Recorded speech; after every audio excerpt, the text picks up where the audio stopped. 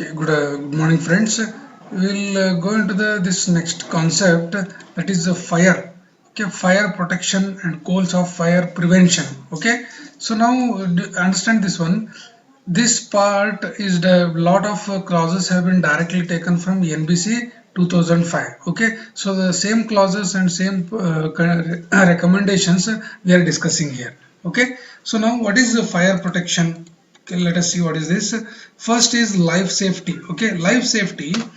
The first and most important the first and most important goal of this fire prevention is life safety. In that, it is most important goal, and which is to prevent injury and loss of life. Human life and health always take priority in an emergency. That is very, very important. Second is protection of property. Second goal is protection of property. The second goal of fire prevention is to prevent the property damage, though second to life. Safety, property damage should always be considered. First is life, second is property damage control. Third is production of operations. What do you mean by production of operations? The final goal of prevention, the final goal of prevention is protection of operation by preventing fires and limiting the damage. We can assure that work operations will continue without interruption. Means what? If any hospital building is there, if fire accident takes place, after some time the hospital should run its operation. That is the meaning. First is life, second is property protection, third is operation protection. Okay, so these are the three main goals of the fire prevention. Okay, now classification of buildings, we generally see the classification of buildings as first group A, residential. In that, lodging, houses, private dwellings, apartments, dormitories, hotels. So these are hostels. These are generally come in residential. So now group B is educational classification, educational buildings, schools up to senior secondary level, all other schools, training institutes. Group C is institutional. So in this, hospitals, sanatoria, custodial institutions, penal and mental institutions will come into picture. So group A, B, C. Now group D, these are called as assembly halls. Mixed occupancy such as shopping, theaters, auditoriums, restaurants will come. Group E, business class. Here offices, banks, professional establishment, laboratories, libraries, test house, computer institutions, telephone exchange, broadcasting stations, TV stations will come. Group F, mercantile. See, why we are discussing all these classes means for different types of classes the regulations will change, the clauses will change. That is why we are discussing the group A, B, C, D up to G. In mercantile, shops, stores, department markets, underground shopping centers, storage, service facilities will come into picture. Now in this one, group G, industrial, low hazard, moderate hazard, high hazard type of will come. Group H, storage. In this buildings, storage of goods, wares, merchandise will come into picture. Group J, the last one, hazardous. Hazardous means storage of gases, flammable liquids, liquefiable gases, explosive materials, artificial flowers. So like this the things will come.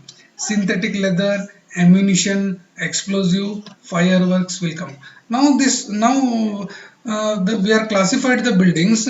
Now this zoning of the given city, zoning of the given demographic area, geographical area, we generally call them as fire zones. Okay, very, very important. Lot of time this question is asked in the main exam. Okay, so here classification of buildings based on fire zones. Okay, wow, how much fire may occur in this type of building. Okay, so demarcations, what they're telling, a city or an area under jurisdiction means in a city area under jurisdiction of that local authority shall, for the purpose of the code, for easiness and understanding, be demarcated into distinct zones based on fire hazards, based on fire hazards inherent in the buildings and structures, inherent buildings in the structures. So according to what? According to occupancy, that shall be called as fire zones. If you see this one, you will understand. We have three main cases, okay? Fire zone 1, fire zone 2, fire zone 3. So in one fire zone, residential, educational, institutional, assembly, small buildings, retail, mercantile building come. Means what here? Chances of fire getting is a little bit less. Its impact is a little bit less. If you see to fire zone 2, business, industrial buildings except high hazard industrial building. Compared to this fire zone 1, fire zone 2 will be a little bit more riskier. In the last one, fire zone 3, high hazard industrial building, storage building, buildings for hazardous use, means for chemical storage, nuclear waste, so all those things are there. So here risk of fire is very large. Okay, if any building comes under both overlapping zones, then highest zone you have to be considered, that is called as overlapping of the zone. So here it is designation of the fire zones. So in fire zone 1, okay, so these generally have residential group A, educational group B, institutional group institutional group C, assembly group D, small business, retail, mercantile. Okay, so these are all buildings which are under the development for occupancy, so generally fall under fire zone 1. Now in this one, fire zone 2, we have comprise business division. So E divisions, these are E2 to E5, these are all given in NBC codebook, how the classification is made. Okay, so just go through that one codebook, there you will understand.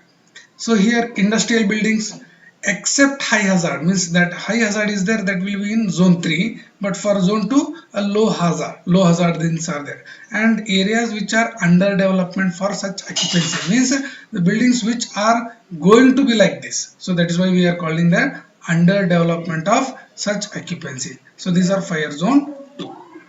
In fire zone 3, this shall comprise areas having high hazard industrial buildings, storage buildings, buildings of hazardous use, that is group J, or areas which are under development of such occupancies. So we have classified three zones. Okay. Now fire protection and means of exit requirement, very important, standard question will come. Fire protection and what are the various exit requirement, means if this is a staircase, when fire will come, you are using that staircase, what shall be the width, depth, material property, something like that, height, heat, everything. So that will be your requirement, exit requirements, okay, under the fire, including high-rise buildings. So we have separate section for high-rise buildings, but these are the general requirements, general requirement all. So general exit requirement, what can say? It general exit may be a doorway, maybe a corridor, maybe a passageway to an internal or external staircase, or to a veranda, or to a roof which have access to the street or to the roof of the building, or a refugee area. What do you mean by this one? So exit requirement means what? The way, the path that will lead to what? A safer place. That's all. Doorway, corridor, passageway, these are the path, no, which they will use. They will go again and connect to staircase, maybe to veranda, maybe to the slab or roof level, maybe some refugee area, So all these things, doorway, corridor, passageway, or any other way which will lead to some open safe area, are called as exits, general exits. Okay, so these are also include horizontal exit leading to next building, leading to adjoining building at the same level, shall be continuously maintained free of all obstructions. Means what? There should be no furnitures placed in that path. It should be free of obstruction or impediments in case of use in an emergency, and shall provide continuous means of egress to exterior. Egress means a way, a path for the exterior. So all the horizontal also which is leading to the next building. Okay, in big buildings or in big cities, these type of things are presented. So there So there you can have doorway, corridor, passageway as well as horizontal exist, which lead to the safer place, maybe the next building, maybe the roof of that one. Okay.